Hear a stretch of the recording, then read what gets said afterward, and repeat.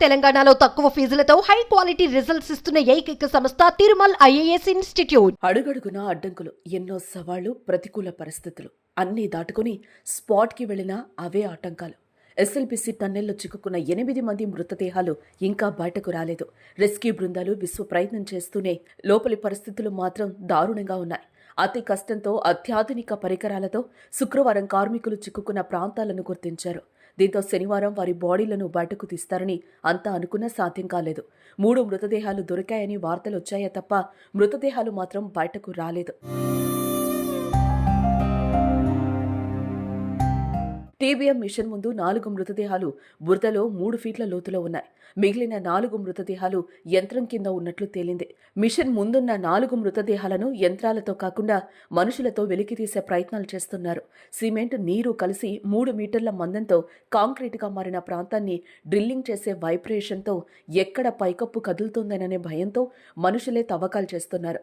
ప్రస్తుతం చివరి దశకు ఈ తవ్వకాలు చేరుకున్నాయి. అయితే ఏ క్షణమైన 4 మృతదేహాలను వెలికి తీసే అవకాశం కనిపిస్తోంది.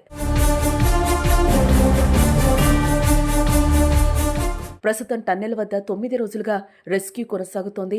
కార్మికులను బయటకు తీసుకొచ్చేందుకు రెస్క్యూ బృందాలు అవిశ్రామంగా శ్రమిస్తూనే ఉన్నాయి. తాజాగా రెస్క్యూ బృందాలను కూడా పెంచారు. 18 సంస్థలకు చెందిన 54 మంది అధికారులు, 703 మంది నిపుణులైన సిబ్బంది సహాయక చర్యల్లో పాల్గొంటున్నారు. రెస్క్యూ ఆపరేషన్లో పాల్గొనేందుకు శనివారం సింగరేణి మైన్స్ నుంచి మరో 200 మంది చేరుకున్నారు. వారితో పాటు భూగర్భ టన్నెల్లో ప్రమాదాల నుంచి రక్షించే సిబ్బందిని రప్పిస్తున్నారు. ప్రస్తుతం సొరంగంలో జీపీఆర్తో గుర్తించిన సర్ఫేస్ డిస్టర్బెన్స్ ఫోటోలను విశ్లేషిస్తున్నారు.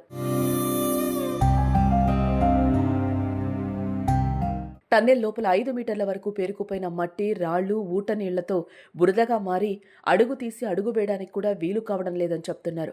13 కిలోమీటర్ల వరకు పేరుకుపోయిన శిథిలాలు, మట్టి, రాళ్లను లోకో బకెట్స్లో వేసి తరలించారు. ధ్వంసమైన ఆక్సిజన్ ప్లాంట్ను కట్ చేసిన రెస్క్యూ బృందం వాటిని బయటకు తరలించాయి. కూలిన ఎయిర్ సప్లై పైప్ లైన్ను సరిచేశారు. 13.50 కిలోమీటర్ల అవతల గుర్తించిన టీబీఎం వెనక భాగాన్ని దక్షిణ మధ్య రైల్వే బృందాలు ప్లాస్మా కట్టర్లతో కట్ చేస్తున్నారు.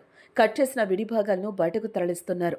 మంత్రులు, సీఎస్ నిర్వహించిన రివ్యూలో మ్యాప్, ల్యాప్టాప్ ద్వారా మృతుల ఆనవాళ్లను గుర్తించిన విధానాన్ని, అవి ఎక్కడెక్కడ ఉన్నాయో వివరించారు. మరికొన్ని గంటల్లో మృతదేహాలు బయటకొచ్చే అవకాశం ఉండడంతో అంబులెన్స్లను సిద్ధంగా ఉంచారు. ఫోరెన్సిక్ వైద్య బృందాలు కూడా అందుబాటులో ఉన్నాయి. మృతదేహాలు బయటకు రాగానే వాటికి పోస్టుమార్టం నిర్వహించి సొంతూళ్లకు తరలించనున్నారు.